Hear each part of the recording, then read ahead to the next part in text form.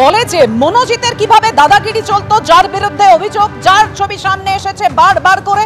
এই মনোজিৎ যে কিনা রীতিমতো হুমকি দিত কলেজের নিরাপত্তা রক্ষীদের, চোখের ইশারায় গার্ডরুম থেকে বেরিয়ে যেতে বলতো মনোজিৎ। খবর সূত্রে মনোজিতের ইশারায় রুম থেকে বেরিয়ে যেতে হতো নিরাপত্তা রক্ষীদের, এমনটাই অভিযোগ কলেজের নিরাপত্তা এজেন্সির কর্ণধারের।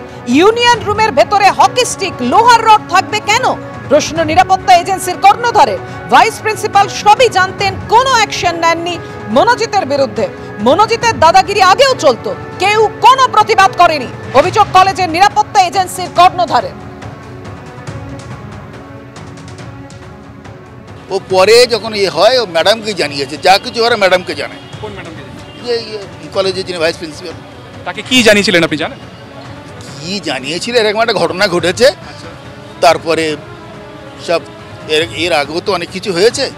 ও তো বললো ওই যে ওই ছেলেটা জানিয়েছে যে বাইরের থেকে পুলিশ এসে দরজা বন্ধ করে নিয়ে গেছে। আর এই ঘটনা যেদিনকে ঘটে ওকে ঘর থেকে বার করে দিয়েছিল, সেই সম্পর্কে কিছু 25 তারিখে জানিয়েছিল কি? কিছুই আমাকে কোনো খবর নেই, কিচ্ছু নেই।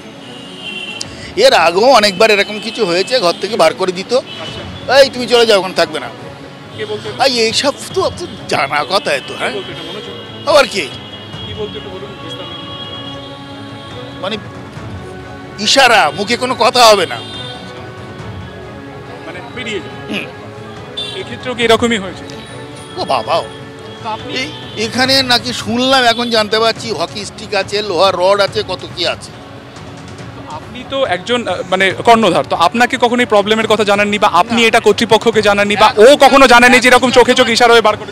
এখন জানতে পারছি, কারণ ওর নাকি যদি কাউকে বলে মেরে দেবে। হ্যাঁ, মেরে দেবে।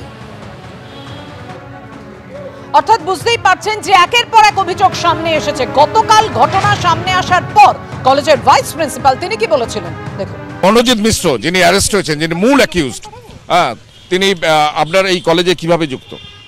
এই কলেজে প্রাক্তন ছাত্র ছিল, তারপরে গভর্নিং বডি অ্যাপয়েন্টমেন্ট মানে ডাইরেকশনে সেদিন আরও দুজনের অ্যাপয়েন্টমেন্ট হয়েছিল, পিওরলি টেম্পোরারি, যেহেতু এরকম ক্লিন করতে হয়, ইয়ে করতে হয়।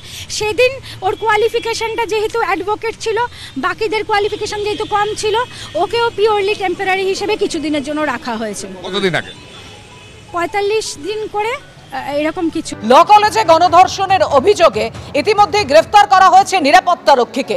যে নিরাপত্তা রক্ষীর ওপর অভিযোগ করেছিলেন নির্যাতিতা, যে কোনো রকম সাহায্য তিনি নিরাপত্তা রক্ষীর কাছে চেয়ে পাননি, সেই নিরাপত্তা রক্ষীকেই গ্রেফতার করেছে পুলিশ। কসবাকাণ্ডে গ্রেফতার ল কলেজের নিরাপত্তা রক্ষী। ঘটনা ঘটার সময় এই নিরাপত্তা রক্ষী দায়িত্বে ছিলেন খবর সূত্রে। কসবাকাণ্ডে মোট গ্রেফতার বেড়ে 4। ধৃত 2 পড়ুয়াকে জেরা করে গ্রেফতার কলেজের নিরাপত্তা রক্ষী।